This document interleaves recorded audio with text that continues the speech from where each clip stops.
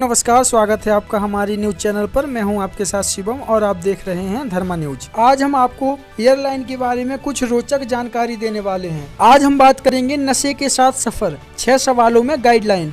शराब पीकर सफर करने से रोक सकती है एयरलाइन, सीएम भागवत मान के साथ भी यही हुआ। अगर आप इस वीडियो को अच्छी तरीके से देखते हैं और इसके एक एक फैक्ट को जानते हैं तो आपको कभी भी एयरलाइन में बेइज्जत नहीं होना पड़ेगा। तो हमारे साथ वीडियो के अंत तक जरूर बने रहें। अब जैसे ही यह खबर सामने आई तो जनता में प्रश्न जागने लगे। कई उत्तर बन गए, कुछ उत्तर सपोर्ट में जागे तो कुछ विरोध में, लेकिन मामला शराब पीने का था। दरअसल भगवत मान शराब का सेवन कर भारत लौट रहे थे, तभी उन्हें एयरलाइन ने विमान से नीचे उतार दिया था। बात 17 सितंबर 2022 की है, जब पंजाब के सीएम भगवत मान को जर्मनी के फ्रैंकफर्ट एयरपोर्ट पर उन्हें लुफ्थांसा एयरलाइंस के विमान से उतार दिया गया था। इधर आम आदमी पार्टी ने इन आरोपों को खारिज किया है और बताया है कि ऐसा कुछ भी नहीं हुआ। ऐसा सब होना तो आम आदमी पार्टी के लिए कुछ भी नहीं है, उनके लिए तो एक नॉर्मल सी बात है, क्योंकि जिसकी सरकार में दिल्ली में खुलेआम दारू बिकती है, फिर चाहे वो सरकारी ठेके से हो या फिर ब्लैक में सांसे से हो। फिर इस मामले के बाद 20 सितंबर को भारत के सिविल एविएशन मिनिस्ट्री ने इस मामले में जांच के आदेश दिए हैं। अब हम जानेंगे कि विमान में शराब पीने पर क्या एयरलाइंस पैसेंजर को यात्रा करने से रोक सकती है। हवाई सफर में पैसेंजर के व्यवहार को लेकर क्या नियम है। शराब पीने और खराब व्यवहार को लेकर क्या नियम है, चलिए जानते हैं। Directorate General of Civil Aviation यानी डीजीसीए सरकार की एक रेगुलेटरी बॉडी है जो सिविल एविएशन को रेगुलेट करता है। यह मुख्य रूप से विमान हादसों और बाकी घटनाओं की जांच करता है। डीजीसीए इंडियन एयरक्राफ्ट रूल्स 1937 के प्रोविजन 22, 23 और 29 के तहत विमान में हुड़दंग करने, ज़्यादा शराब पीने या गाली गलौज करने पर यात्रियों को यात्रा करने से रोक सकता है और उन्हें विमान से उतार भी सकता है। अब इसमें एक शब्द आता है प्रोविजन 22, 23 और 29। इसमें क्या है वो हम आपको समझाते हैं। प्रोविजन 22 कहता है कि किसी क्रू मेंबर पर हमला करना या धमकी देना, चाहे वह शारीरिक रूप से हो या मौखिक रूप से, यह उस क्रू मेंबर की ड्यूटी में हस्तक्षेप माना जाएगा। ऐसा करने पर पैसेंजर को विमान में बैठने से रोका जा सकता है। विमान में सुरक्षा उपायों को मानने से इनकार करना भी इस कैटेगरी में आता है। प्रोविजन 23 कहता है कि शराब या ड्रग्स के नशे में यात्री अगर प्लेन या किसी शख्स की सुरक्षा को खतरे में डालता है तो उसे विमान से उतारा जा सकता है। क्या यह नियम विदेशों में भी लागू होंगे? ये नियम भारत आने वाली सभी इंटरनेशनल फ्लाइट पर लागू होंगे। यदि घटना विदेश में हुई हो और एयरलाइन भी विदेशी हो तो यह नियम लागू नहीं होंगे। विमान में शराब पीकर हुड़दंग करने के मामले में कार्रवाई कौन करता है?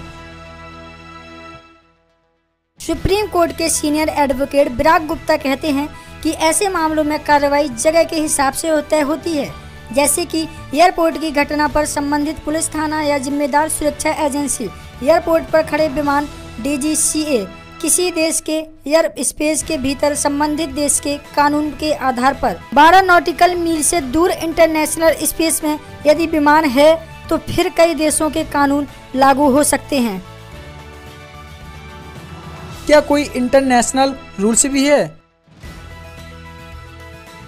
इंटरनेशनल मामलों में विभिन्न देशों के बीच समन्वय और ऐसे अपराधों को रोकने के लिए इंटरनेशनल सिविल एविएशन ऑर्गेनाइजेशन यानी ICAO का गठन हुआ है। इसके तहत कई इंटरनेशनल ट्रीटी हुई हैं। 1944 Chicago treaty, 1963 Tokyo treaty, 1958 Geneva treaty इसके अनुसार इंटरनेशनल बॉर्डर पर निर्धारित होता है। 1971 मॉन्ट्रियल ट्रीटी, 1979 न्यूयॉर्क ट्रीटी है। कुछ उदाहरण से भी इसे समझ सकते हैं, जैसे 2013 में पाकिस्तान एयरलाइंस के पायलट ने ज़्यादा शराब पी ली थी और इसके खिलाफ ब्रिटेन के कानून के अनुसार कार्रवाई हुई थी। हाईजैक के मामलों में आरोपी पीड़ित जहाज और स्टाफ के अनुसार सभी देश अपने कानून के अनुसार कार्रवाई करने की कोशिश करते हैं और विवाद होने पर इसका फैसला इंटरनेशनल कोर्ट यानी ICJ में होता है। भारत में 2017 में नो फ्लाई लिस्ट के तहत कार्रवाई की शुरुआत हुई। इसके लिए DGCA को रेगुलेटर बनाया गया है। क्या सरकार ऐसे पैसेंजर को हवाई यात्रा से रोक सकती है? सिविल एविएशन मिनिस्ट्री ने 2017 में नई गाइडलाइन जारी करते हुए बार बार दुर्व्यवहार करने वाले पैसेंजर को नो फ्लाई लिस्ट में डालने की बात कही थी। दुनिया के कई देशों में यह सिस्टम है। इसमें बदसलूकी या हिंसा करने वाले एयर पैसेंजर को नो फ्लाई लिस्ट में डाल दिया जाता है। इस लिस्ट में आने का मतलब है वो शख्स दोबारा उस एयरलाइन में ट्रेवल नहीं कर सकता है। यह बैन हमेशा के लिए या कुछ साल या कुछ महीनों के लिए हो सकता है। भारत की सिविल एविएशन मिनिस्ट्री ने बुरे बर्ताव को 3 कैटेगरी में बांट रखा है। इसके तहत बैन की सीमा 3 महीने से लेकर 2 साल तक अनिश्चित समय के लिए भी हो सकती है। इन 3 कैटेगरियों में पहली कैटेगरी है, अगर आप गलत तरीके से इशारा करते हैं, गाली और गलौज करते हैं, शराब पीते हैं, ऐसा करने पर पैसेंजर पर 3 माह का बैन लगाया जा सकता है। कैटेगरी 2 में है, अगर आप शारीरिक रूप से अपमानजनक व्यवहार करते हैं, जैसे धक्का देना, लात मारना, गलत ढंग से छूना, ऐसा करने वाले यात्रियों पर 6 महीने का बैन लगाया जा सकता है। कैटेगरी 3 में है, प्लेन को नुकसान पहुंचाना, किसी को जान से मारने की धमकी देना और मारपीट करने जैसे अपराध शामिल हैं। ऐसा करने पर यात्रियों को कम से कम 2 साल की अनिश्चित समय तक बैन लगाया जा सकता है। क्या भगवंत मान के मामले में भारत की सिविल एविएशन मिनिस्ट्री जांच कर सकती है? नहीं, क्योंकि ना तो ये घटना भारत में हुई है और ना ही ये विमान भारत का था। घटना जर्मनी के फ्रैंकफर्ट एयरपोर्ट की है और विमान भी लुफ्थांसा एयरलाइन का था। ऐसे में इस मामले की जांच भारत की एविएशन मिनिस्ट्री नहीं कर सकती है।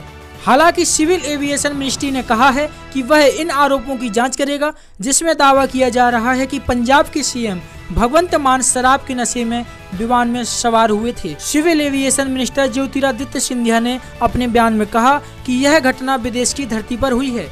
पहले हम फैक्ट को वेरीफाई करेंगे। लुफ्थांसा को डेटा देना चाहिए। मुझे भेजी गई अपीलों के आधार पर मैं निश्चित रूप से इस पर गौर करूंगा। यानी एविएशन मिनिस्टर पहले सिर्फ यह पता लगाएगी कि भगवंत मान शराब पीकर सवार हुए थे या नहीं। अगर आपने यह वीडियो वाकई में पूरी तरीके से देखी है तो आप कभी भी एयरलाइन में बेइज्जत नहीं हो सकते हैं।